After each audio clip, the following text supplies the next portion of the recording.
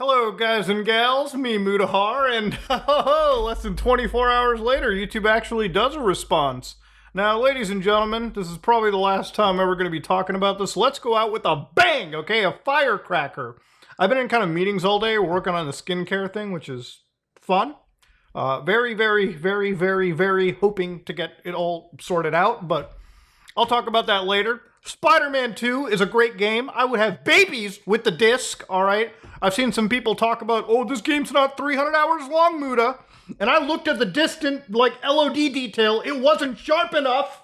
I'll be real here. Flying around as Spidey in a wingsuit around New York, Manhattan, Queens is where it's at, okay? It kind of reminds me of a game from the I guess you could say late PS2, like Spider-Man 2 on the PlayStation 2. Obviously elevated to current gen proportions.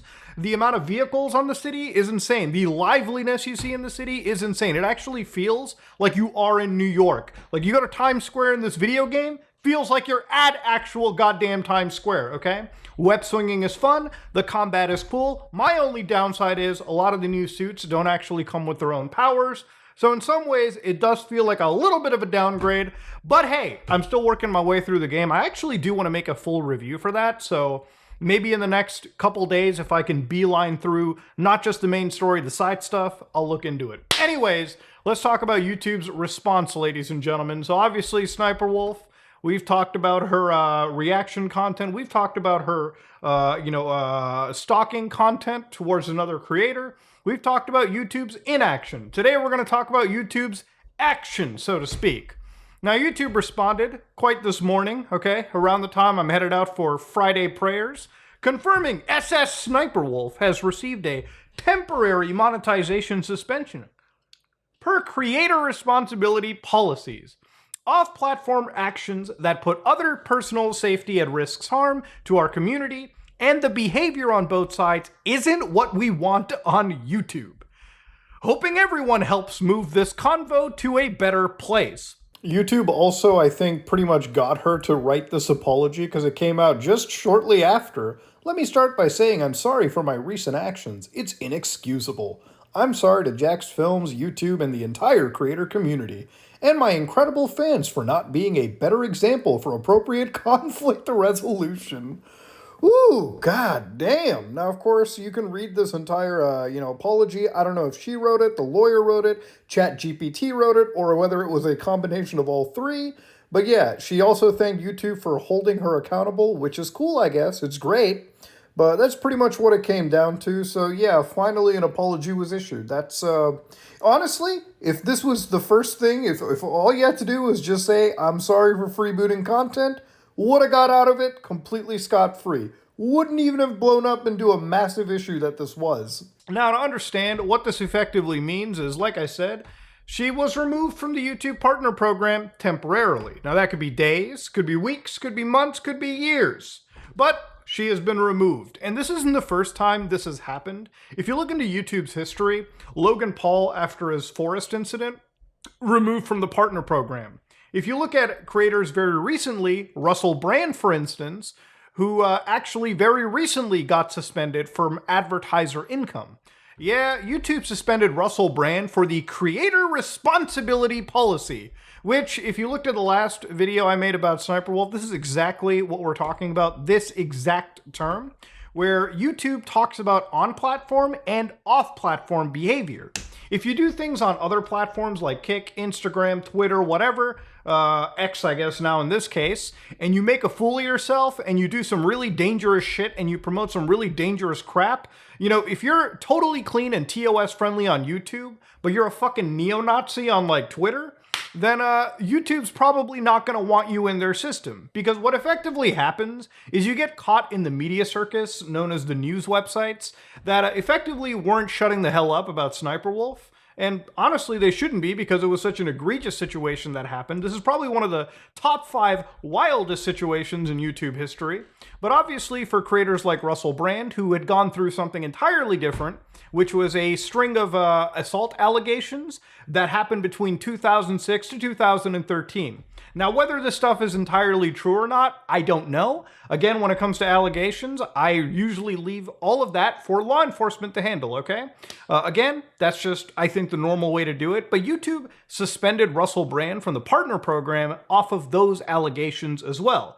That and the fact that Russell Brand's name was in the media circus. So again, because of the fact that YouTube was getting bad press from it, they pulled away monetization. Now, the reason why this isn't the biggest win for a lot of people who actually wanted justice is for a creator as large as Sniper Wolf, Russell Brand, or Logan Paul. Getting your monetization temporarily suspended just means you're on unpaid vacation. You're on an unpaid suspension, ladies and gentlemen, and you might as well fuck off for a little bit, learn to understand yourself and make things right, and then you can come back when you've slowly but silently reintroduced into the partner program. So anyways, enough explanations aside.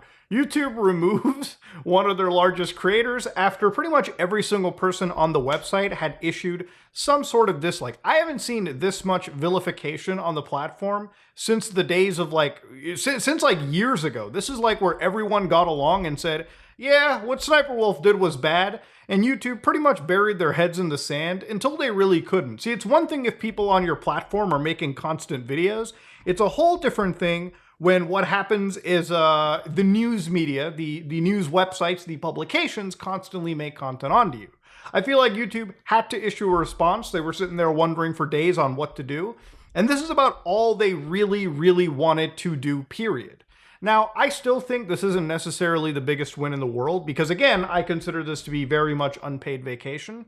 And considering the kind of content that Sniper Wolf had uploaded, content that I would say is very, very dangerous against the YouTube TOS since the beginning of the website. You know, when you have like alleged minors twerking on camera that you uploaded as part of an Omegle compilation, I'm going to say this for the millionth time. If I uploaded that, God forbid, I would be nuked off the platform. The RCMP would be raiding my fucking house. It'd be that insane. And you know what? That's totally okay. Sniper Wolf uploads it, deletes it, and apparently YouTube will not acknowledge it. But don't worry, the rest of the world very much knows. Now again, I'm just asking for justice in these situations. YouTube, I distinctly remember a while back, there actually were channels that received strikes on deleted videos. Now there was one video uploaded from an account known as Real Rejects that actually apparently claimed to have a video striked even after it was deleted. And according to these chat logs they revealed from YouTube's report, they said, furthermore, as I previously mentioned, we may also issue a community guideline strike on deleted content. Yes, we understand mistakes happen and you don't mean to violate our policies. That's why the first violation is usually only a warning. Note that you'll be warned once and then this warning will remain on your channel. The next time your content is found to violate the community guidelines, you'll get a strike. So again, it's like the 4-strike rule, 1 being permanent, 3 being temporary. But according to these logs, all right, according to these, it alleges that YouTube will just strike your content even if you remove it.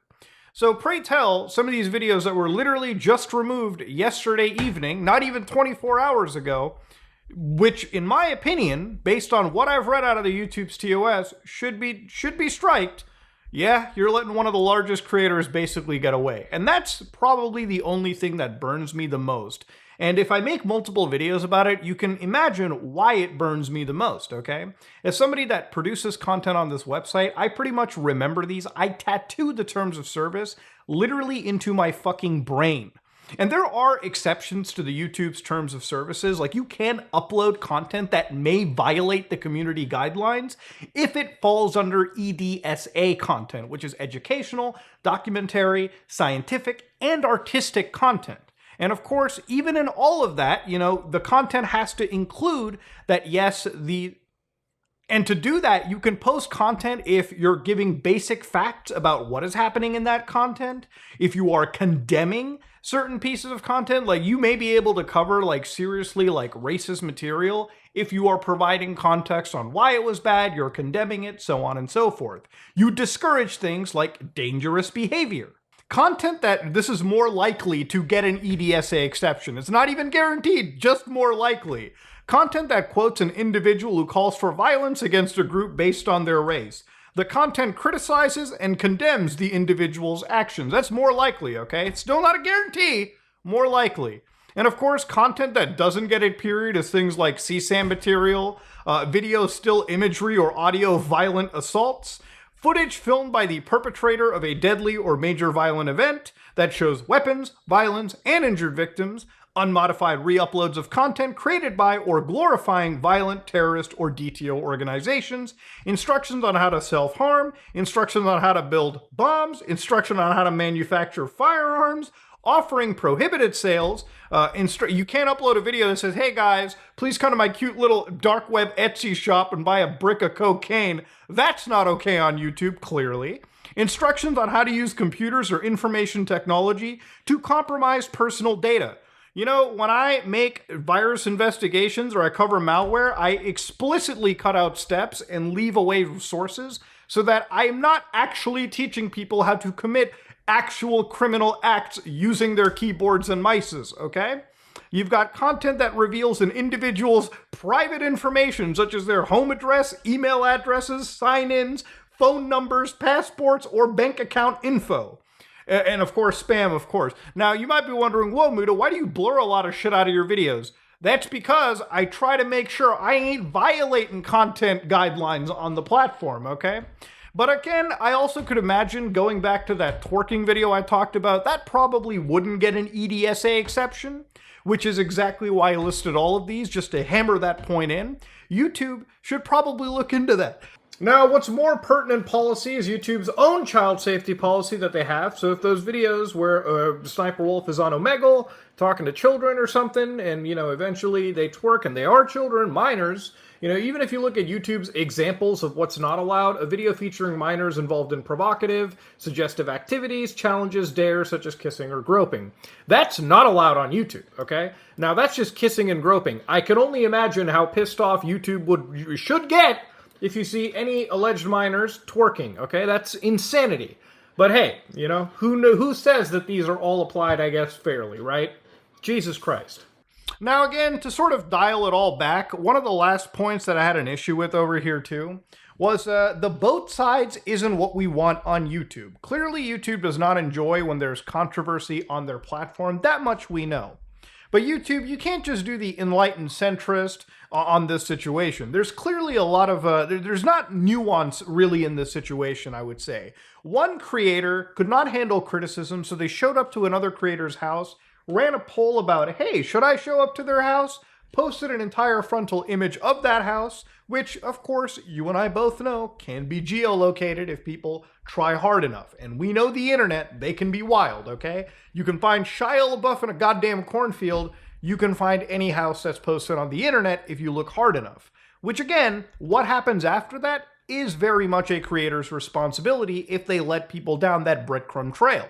In my opinion, at least. And I think YouTube believes in that as well. Because they literally said off-platform actions that put others' personal safety at risk. Now, the other creator, Jax Films in this case, who was literally critical of this person's content, their regurgitated, freebooted content on the internet, I don't understand how this is a both-side situation. What Jax Films was doing was rightfully critiquing this dog water content, but also providing actual sources, actual like protections in a way to these smaller creators that were getting their shit basically freebooted by Sniper Wolf, Jason Derulo, and every other goddamn freebooter on this platform. Again, I feel like YouTube has kind of like equated this in a way too. Like, yes, being critical of somebody, that's bad. Sure, going to their house and taking a photo of it, a little bit worse than that. In no possible way can anybody look at this and say this is a both sides situation. Again, I'm kind of worried for what this means when it comes to critiquing on YouTube for other creators, other individuals. If I covered somebody like BitBoy Crypto, who basically shills any goddamn crap to his audience, would I be just as bad or guilty if BitBoy showed up to my house and started posting images of it onto the internet? What would YouTube consider? How is that in any realm equal? How is critiquing in any way equal in some capacity to what Sniper Wolf did? Anyways, ladies and gentlemen, YouTube responded. That's all really anybody can say. And I feel like I've gotten... I feel like I got everything off of my chest in this situation. Criticism is very important to me on this platform. And, you know, making it a good platform is obviously something I enjoy to see. I don't know if YouTube exactly sees eye to eye, but hey, they did something rather than nothing, I guess, which is all anybody can really say. That being said, though, ladies and gentlemen, this is me, Mudahar, and I'm going to get to hacking a goddamn PlayStation 5.